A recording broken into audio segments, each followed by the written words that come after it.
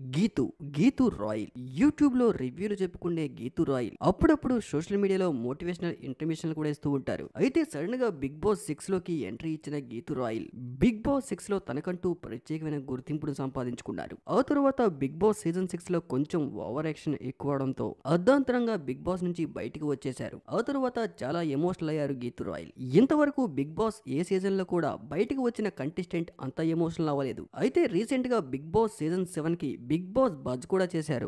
Big boss buzz లో కూడా తనకంటూ ప్రత్యేకమైన గుర్తింపును సంపాదించుకున్నారు. రీసెంట్ గా గీతు రాయల్ దవాఖానాలో పడ్డారు. తన హెల్త్ ప్రాబ్లమ్స్ ను ఆడియన్స్ తో పంచుకుంటూ విపరీతంగా ఎమోషనల్ అయ్యారు గీతు రాయల్. వివరాల్లోకి వెళ్తే అసలు ఏం జరిగిందంటే కొద్ది రోజుల క్రితం తనకు చిన్న దెబ్బ తగిలింది. ఆ దెబ్బకు ఎన్ని మందులు వాడినా కూడా తగ్గడం లేదు. అసలు దెబ్బ ఎందుకు తగ్గట్లేదని హాస్పిటల్లో చూపిస్తే బ్యాక్టీరియా ఇన్ఫెక్షన్ చేరిందంటూ డాక్టర్లు చెప్పారు.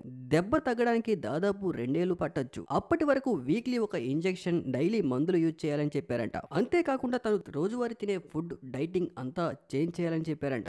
నేను చేసిన చిన్న చిన్న పొరపాట్లు ఎవరూ చేయొద్దంటూ ఎమోషనల్ అయ్యారు గీతు రాయల్. తనకొచ్చిన హెల్త్ ప్రాబ్లం గురించి మాట్లాడుతూ సమంతకి వచ్చిన మయోసైటిస్ వ్యాధి గురించి కూడా మాట్లాడారు. అందులో ఉండే ప్రాబ్లమ్స్, వచ్చిన వ్యాధి వల్ల ఎంత ఇబ్బంది పడతారో కళ్ళకు కట్టినట్టు ఆడియన్స్ కి క్లియర్ గా చెప్పారు గీతు రాయల్. అందరూ జాగ్రత్తగా ఉండండి అంటూ ఎమోషనల్ కూడా అయ్యారు.